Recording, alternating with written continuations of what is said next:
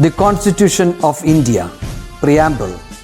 We, the people of India, having solemnly resolved to constitute India into a sovereign, socialist, secular, democratic republic and to secure to all its citizens justice, social, economic and political, liberty of thought, expression, belief, faith and worship, equality of status and of opportunity, and to promote among them all fraternity, assuring the dignity of the individual and the unity and integrity of the nation. In our Constituent Assembly, this 26th day of November 1949, do hereby adopt, enact and give to ourselves this Constitution. Happy morning, students. So, all are doing good at home and having a wonderful time because of the weather. Though they say sometimes yellow alert or red alert, we don't get rain. Sometimes if they say there is no rain, we get a heavy rain. Be safe, children, especially at this point of time. You may get cold or fever, so take precautionary measures when you stay at home also. Drink hot water, that is warm water, boiled water, that is especially better, and also eat good food because you are spending so much time in your mobile or electronic gadgets, so it may harm your eyes. So take necessary vitamins and minerals to enrich yourself. And I want to tell you an important thing, children. See, as the classes are getting now, the time limit is also getting higher. Like first it was only 20 minutes, now 30, then 50 minutes. No other choice because we have to go with the syllabus. But you make sure that you don't watch the video continuously. Rather, you spend time judiciously, like watch 15 to 20 minutes, take a break, you walk so that you stretch yourself. Because this part actually it pains a lot when you are watching either like this or in your system. Maybe your back pain you will get. So try to walk around your house, look into the greenery and then just close your eyes and meditate for 5-10 minutes so that your body gets rejuvenated. So you get some energy to do your work more energetically. Okay. So this I would request all the children to follow it. Because when we see the mobile for around 15-20 minutes only, our shoulder gets pain. So imagine about children. So take necessary care, children. Don't get addicted. Relax yourself and do your work. Enjoy your work and do. Okay. Now last class we were discussing about galvanic cell and electrolytic cell. Galvanic cell. Galvanic cell is a device which was converting chemical energy into electrical energy. That is what we learnt. That is chemical energy through the redox reaction, that is reduction and oxidation taking place together, which is producing electrical energy. That is what we learnt about galvanic cell. Their anode was negative, cathode was positive. At anode oxidation takes place and at cathode reduction takes place. What about electrolytic cell? Electrolytic cell is an opposite of galvanic cell. In electrolytic cell, electrical energy gets converted to chemical energy. That is, using electricity we are going to generate chemical reactions. Their anode is positive, cathode is negative. But oxidation always takes place at anode and reduction always occurs at cathode. Once we learnt electrolytic cell, I was telling you we will learn two more important things. Electrolysis of molten sodium chloride and electrolysis of aqueous sodium chloride. See, when I say sodium chloride, it is NaCl. Right. Now, this electrolyte, what is an electrolyte? I told you electrolyte are substances which will allow the electricity to pass through them, right, which will conduct electricity. Now, this sodium chloride, if it is going to be in solid state, it does not conduct electricity. That is, if my if my sodium chloride is in solid state, there are no free ions because it is fixed. We know what is a solid state. Solid state, all the ions are closely packed. There is no movement of ions. So at that situation, it cannot conduct electricity. There are no free ions to move. But what do you mean by molten sodium chloride? Molten means it is not a state of solid, it is not a state of liquid, it is semi-solid or semi-liquid. So what happens at that situation, there will be some free ions which will be available to generate electricity or to conduct electricity. Now we are going to learn about electrolysis of molten sodium chloride. So when I say sodium chloride, what is happening with sodium chloride? Sodium chloride actually splits as Na plus and Cl minus. This is what happens in sodium chloride. It will split as Na plus and Cl minus. How many electrodes we have? We have two electrodes. One is anode, the other one is cathode. And here I told you anode is a positive electrode and cathode is a negative electrode. And what takes place at anode? Anode always oxidation occurs. And at cathode always reduction occurs. This is what the basic of electrolytic cell. Now when sodium chloride, molten sodium chloride is taken, I have Na plus and Cl minus ions generated. Now there are two ions present in my electrolyte. Now this is my positive electrode. Tell me, out of Na plus and Cl minus, which will get attracted to my positive electrode? Na plus or Cl minus? This is my positive electrode, anode. So which one will get attracted? My Cl minus. So Cl minus will get attracted to my positive electrode. At the positive electrode, what happens? Tell me children, what will happen? Yes, oxidation occurs. So how oxidation will occur? Cl minus will give Cl plus 1 electron. Cl minus will start losing electron, right? Oxidation. It loses electron and it releases chlorine gas. Starts releasing chlorine gas. That is what is happening in oxidation. Now at cathode, which is my negative electrode, which already chlorine minus has gone to my anode. So what will happen at cathode? Sodium ion, which is positive ion, cation, will get attracted to my negative electrode, that is cathode. So what happens there? Na plus get attracted to cathode. At cathode, what reaction takes place? We know reduction occurs at cathode. So here Na plus will accept the electron and get reduced as sodium metal. So remember children, at anode, that is electrolysis of molten sodium chloride, at anode chlorine gas is liberated or chlorine gas is evolved. At cathode, sodium metal gets deposited. Which metal gets deposited? Sodium metal. I will repeat again, please listen very carefully. Solid sodium chloride do not conduct electricity because there are no free ions to move. When we take molten sodium chloride will ionize, or I will say dissociate as Na plus and Cl minus ion. So anode being positive electrode, chloride ion, that which is negative ion, get attracted to my positive electrode anode.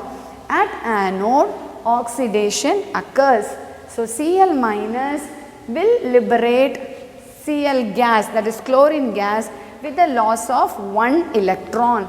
And at cathode, sodium metal gets attracted and sodium metal will accept that 1 electron and get reduced as sodium metal. Now you can take your textbook, you have your textbook, right? Page number 56. I'll just read for you children. Electrolysis of molten sodium chloride. Sodium chloride in solid state is not an electrical conductor because its ions have no freedom of movement. but electricity flow through molten sodium chloride. When sodium chloride melts, positively charged sodium ions and negatively charged chloride ions are free to move. Now the equation is given to you. Now what is the first question? Which ion is attracted to the positive electrode anode? Tell me children from the board which gets attracted. Yes, it is Cl minus. Please write children. Cl minus. What is the chemical reaction? You can write the reaction there I have given. Cl minus gives Cl plus 1 electron. Now the next page, page number 57. Which is the gas liberated at anode? Which gas will be liberated children? Yes, you are right. Chlorine gas. Written. Next question. Which is the ion attracted to the negative electrode? Which ion gets attracted? Sodium ion. Now write the change happening to it. It undergoes reduction. You can just write reduction. Okay. Now, which is the metal deposited at the cathode? Which metal gets deposited after getting reduced? It is sodium metal, right? Na. So what is the reaction? Na plus plus 1 electron gives Na. Now don't you get a clear idea of the products obtained at the positive electrode anode and negative electrode cathode when molten sodium chloride is electrolyzed. Now this is a situation where we have molten sodium chloride. Now what happens when there is aqueous sodium chloride? You were able to understand electrolysis of molten sodium chloride. Now we are going to learn about electrolysis of sodium chloride solution, or I will put in another words. In exam they may ask you aqueous sodium chloride. What is aqueous means? Aqueous means addition of water. Aqua means water. So when water is added to sodium chloride, what will be the nature of electrolysis that is happening, or what will be the gases that will be liberated, or what type of reactions will occur at anode and cathode. So that is what we are going to see now. When I say electrolysis of sodium chloride solution, we have Na plus Cl minus ion which is given by sodium chloride. Water is always present. Water will give H3O plus OH minus. How does it happen? H2O gives H3O plus OH minus. I can put 2 H2O giving hydronium ion and hydroxyl ion. So these are the ions that are present in the electrolyte now. How? There is a beaker. I have my electrolyte. In this electrolyte I have these many ions present inside. So I should be very careful to understand how the reaction will happen. Now tell me children, anode is a positive electrode, right? Oxidation is occurring. So what are the ions? Out of these ions, which ions get attracted to my positive electrode here? All the negative ions, right? So I have here Cl minus get attracted, OH minus gets attracted, correct? Okay. Now let me take cathode. Cathode is negatively charged. So at negatively charged, which are the ions get attracted here? Yes, I have my sodium ion and then I will have my H3O plus. Now we are going to see out of these two ions which ion will be undergoing oxidation, and out of these ions which ion will be undergoing reduction. In molten sodium chloride we know chlorine gets oxidized, sodium gets reduced. But here out of Cl minus and OH minus, that is chloride ion and hydroxyl ion, when you compare with water, Cl minus has got greater tendency to get oxidized. I need to compare the oxidizing property, right, which has got more potential. Now assume that there are 3 children being selected to run a 100 meters race. So the teacher will be seeing which child has got more potential to run faster, right? So depending on that only the child will be selected. The same thing happens here. So out of Cl minus and OH minus, Cl minus has got greater tendency to get oxidized. So how does it get oxidized here? Cl minus, I'll put 2 here, 2 Cl minus will give Cl2 plus 2 electrons. So what is happening here? 2 Cl minus will be giving Cl2 plus 2 electrons. So the gas which will be liberated here is chlorine gas. That is at anode. What takes place at cathode? I have sodium ion, hydronium ion and water. But you know what happens when compared to sodium ion and hydronium ion, water has got more tendency to get reduced. Just imagine children, the reduction potential of water is higher when compared to sodium and hydronium. So what happens there here? 2H2O accepts 2 electrons to liberate hydrogen gas and hydroxide ions. So this is what the reaction takes place at cathode, which is my negative electrode. So sodium do not undergo reduction like molten sodium chloride. This is the mistake that we used to do, right? So remember this, don't forget it. We got these two equations for aqueous sodium chloride or sodium chloride solution. What was happening? At anode, chloride ion liberated chlorine gas with a loss of 2 electrons, and at cathode, water has more tendency to undergo reduction compared to sodium and H3O plus, that is hydronium ion. So it accepted those 2 electrons and liberated hydrogen gas. So what happens? Cathode, hydrogen gas is liberated, anode, chlorine gas gets liberated. This is very important. These two equations are given in your textbook in a table. Why I have written 2, 2, 2 is because the number of electrons I told you at anode and cathode should always get balanced. If I put 2 electron, it should be 2 electron. If I put 1 electron, it should be 1 electron. So always remember that, children. Okay. Now these are some practical utility, or I can say application of electrolysis, where electrolysis are used. See, electrolysis method is used for production of metals, for production of non-metals, production of compounds, like compounds can also be produced using electrolysis method, and for refining of metals. Refining means purifying the metals. Also for that purpose we use this electrolysis method. And we are getting into the last topic, which we call it as electroplating.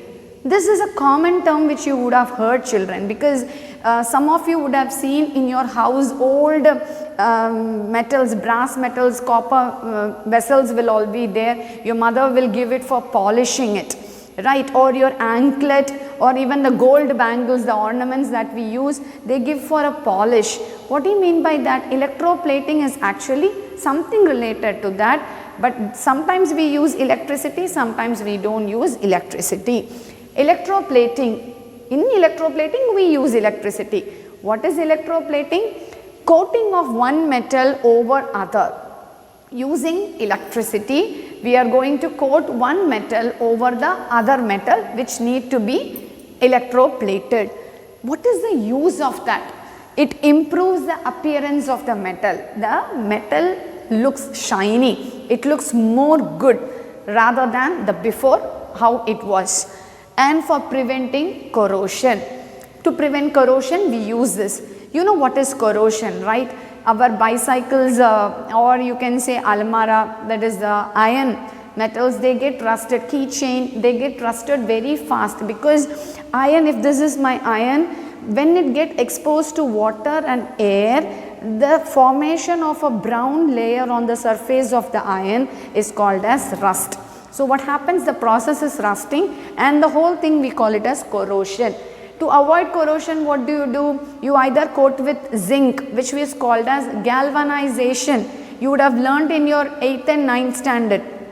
Galvanization is coating an extra active metal like zinc over the surface of iron, or you apply grease, you apply oil. So these are the methods to prevent corrosion. So this is called as electroplating. Now we are going to learn about electroplating, how an iron bangle can be coated with copper using this electroplating process. So let us see that now. See here, I have taken a beaker. I have put copper sulfate as my electrolyte, that is solution here, and this is my copper rod or copper plate, I will say. This is the iron bangle which I want to do electroplating. With what?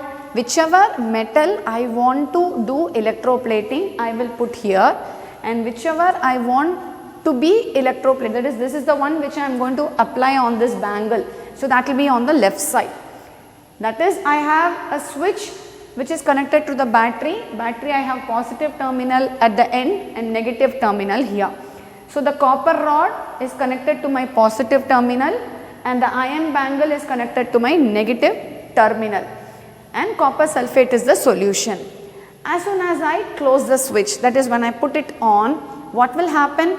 As the electricity is passed, as the electricity starts flowing into the electrolyte, there are copper 2 plus ions present in the solution. Copper sulphate is nothing but copper 2 plus and sulphate 2 minus ions.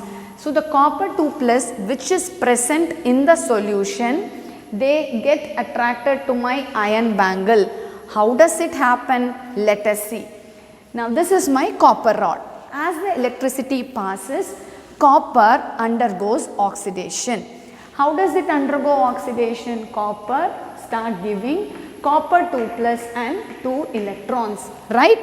So what will happen? This copper 2 plus will get into my copper sulphate solution. Those copper sulphate solution, once the electrons start passing right into the solution, they will accept the electrons. The copper 2 plus ions will accept the electrons and get reduced to copper. Excuse me, children. So when it gets reduced to copper, it just get deposited over the surface of the iron bangle. Are you able to understand, children? This copper will undergo oxidation by losing electrons, and the copper 2 plus concentration will be more number of copper 2 plus ion get into the solution. Those copper 2 plus ion accepts the electron and get reduced as copper metal. That copper metal will start getting deposited over the surface of the iron. So the entire iron bangle will become a copper bangle over a period of time. So after the oxidation reduction process gets completed, the iron bangle will be electroplated with copper, that is using our electricity. So the question is asked in page number 59 for you. Copper plating on iron bangle. You can see the picture given on the right, figure 3.4. Which metal is connected to the negative terminal of the battery? So this is my negative terminal. I can see which metal? It is iron. So you can write iron, or also you can write the symbol Fe. Next question. Which metal is connected to the positive terminal of the battery? So this is my positive terminal. Now I can see which metal? It is copper. So you can write Cu or you can write copper.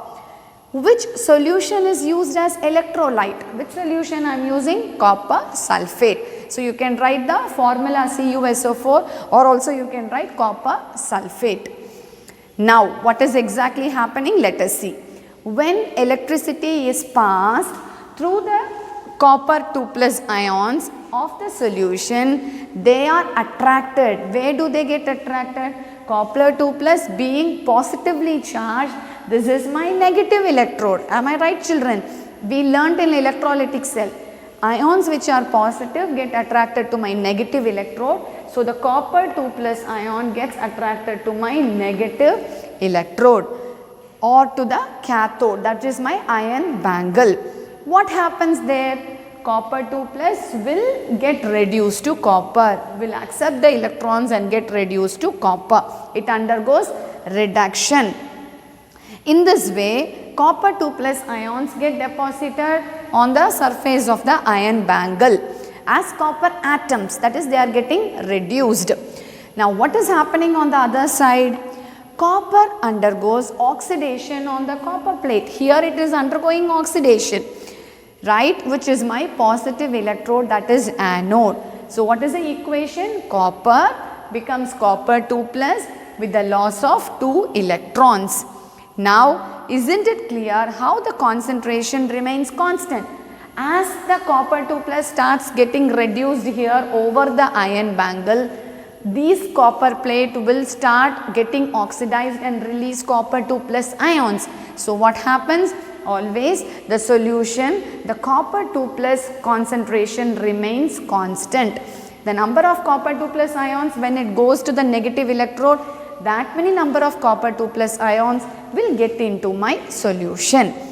During electroplating, a suitable salt solution of the metal which is used for covering is used of electrolyte.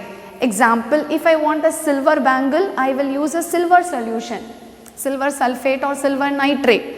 If I want a gold bangle, I will use a gold solution. Okay. See, they have given in page number 60. Metals to be covered, electrolyte which can be used. If I want silver, I can use silver nitrate, sodium cyanide and silver cyanide solution. If I want gold, sodium cyanide plus gold cyanide solution. Some examples they have given here where electroplating can be used: gold plated jewelry, chromium plated handlebars, silver plated utensils. Right, you can get some more examples also, children. There are just 3 questions given in this chapter in Let Us Assess. So I want you to do those questions. It's very easy. Do the 3 questions and I will be calling some of them which I did for the second chapter for you, so that I can check whether you have done this or not. Okay. Now I'll be posting 2 videos with respect to the today's topic, that is sodium chloride, electrolysis of molten sodium chloride, and also with electroplating. There will be a 3-dimensional video also which will give you a clear picture of how this electroplating process is working. Okay, children. So with this, our 3rd chapter gets over. I hope you all are on with the syllabus. Do not get anything backlog, children, as the teacher is not giving a test. So let us wait, let us not learn. No, it is our duty, it is our need to learn the chapters then and there. Okay, there might be a surprise test for you anytime. So keep yourself always thorough with the topics that are being taken. Okay, so the 3rd chapter gets over here. Let us see then the next class with a new chapter and a quick recap of what has happened in the 3rd chapter. Okay, so with this, today's session is getting over. I hope you enjoyed the class today. Take care, be safe, stay home, stay healthy. See you in the next class. Bye, children. Electrolytes are the electrovalent or polar covalent compounds which can conduct electricity in their molten or aqueous state. The process of passing a direct electric current through an electrolyte, which results in a chemical reaction to form new products, is called electrolysis. The process of electrolysis occurs in an electrolytic cell which consists of 2 electrodes dipped in a suitable electrolytic solution. Let's see the electrolysis of an electrolyte to understand the process of electrolysis and its characteristics.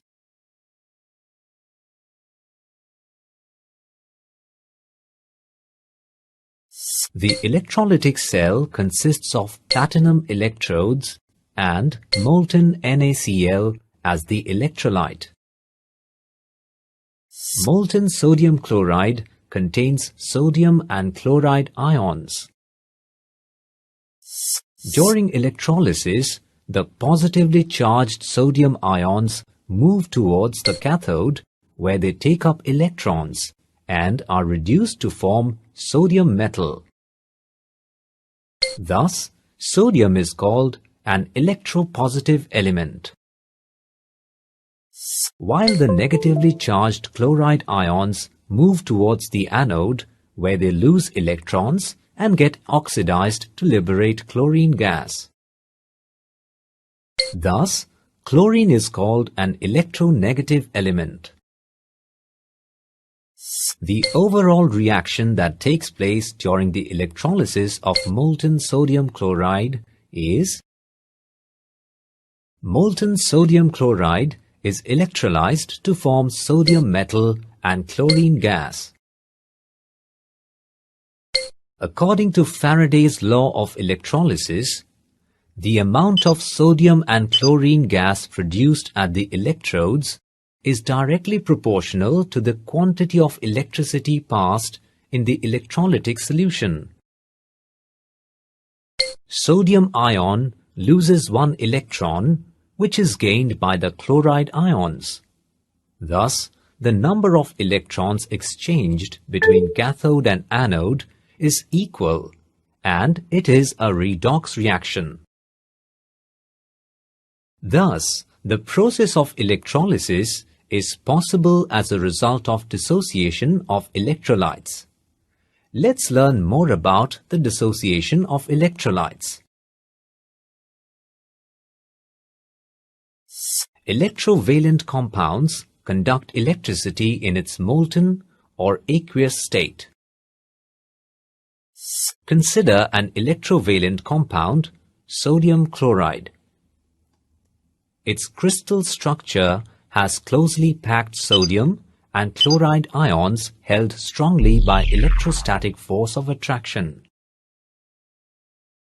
Thus, in its solid state, sodium chloride does not conduct electricity due to the absence of free ions. But it can conduct electricity in its molten and aqueous state. Let's see how.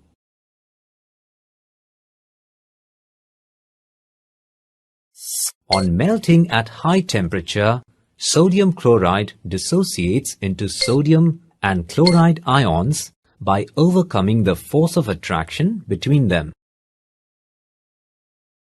Thus, on electrolysis, molten sodium chloride is electrolyzed to form sodium metal and chlorine gas. Water is polar covalent compound. The positively charged hydrogen atoms exert a pull on negative chloride ions, and sodium ions are pulled by the negatively charged oxygen atoms.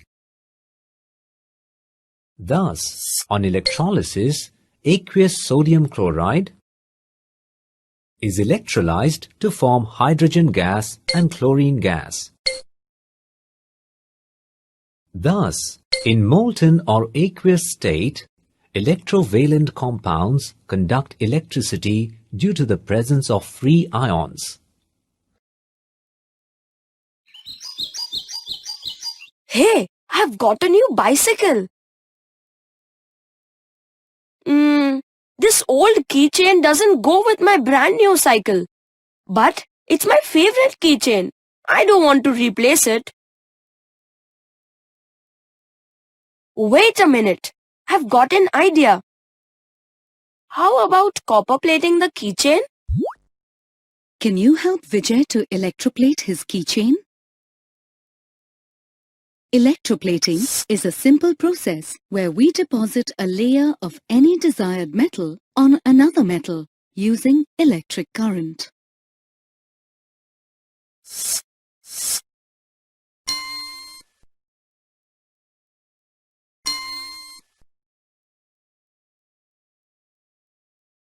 First of all, you need to prepare the electrolyte. It's the electrolyte that provides metal ions which would be deposited on the object. As we need copper ions, let's prepare a copper sulfate solution. Take distilled water in a container and dissolve copper sulfate powder in it. To increase the conductivity of the solution, add a few drops of dilute sulfuric acid to it.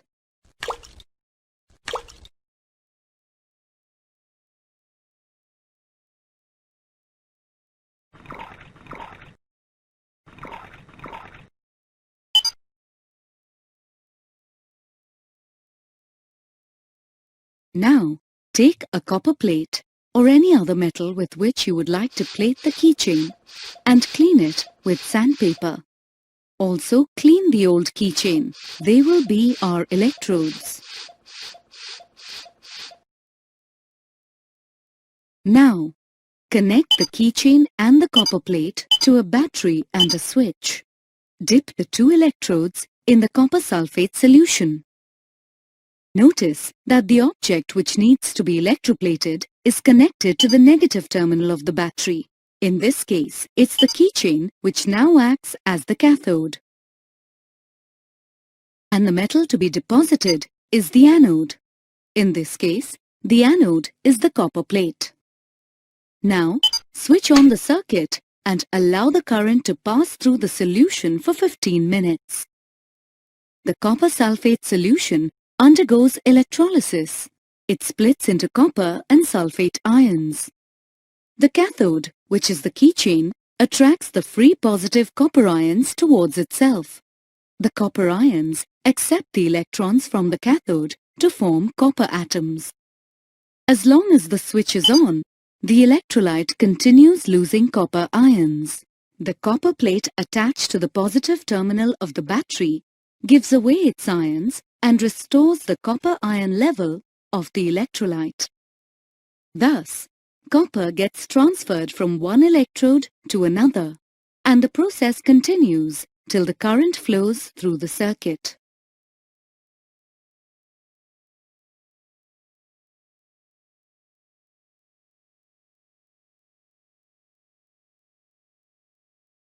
Don't you find the keychain shining with a bright metallic copper color? What do you think should be done to coat an object with silver instead of copper? The electrolyte should be replaced with a silver compound such as silver sulfate and the copper plate with a bar of silver. My keychain is now as good as new.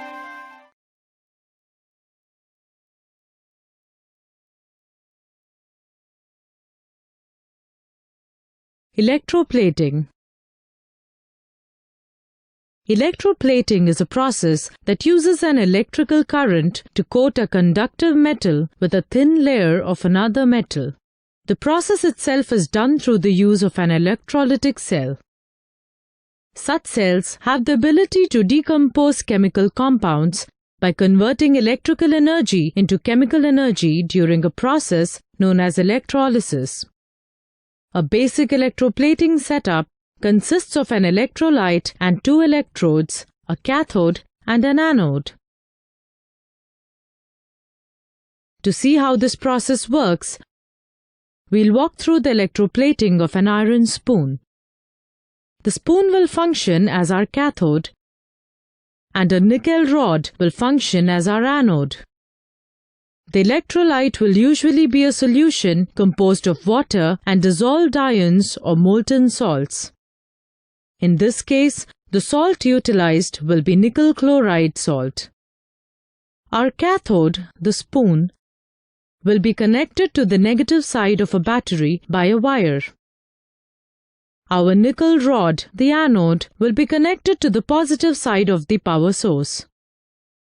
As an electric current is passed, the nickel chloride will begin dissociating into negative chloride ions and positive nickel cations.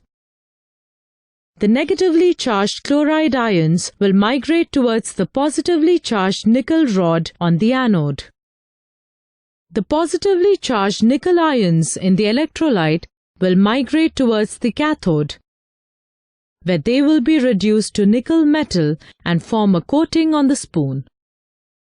Electroplating can be used to change the physical, chemical, and even mechanical properties of an object.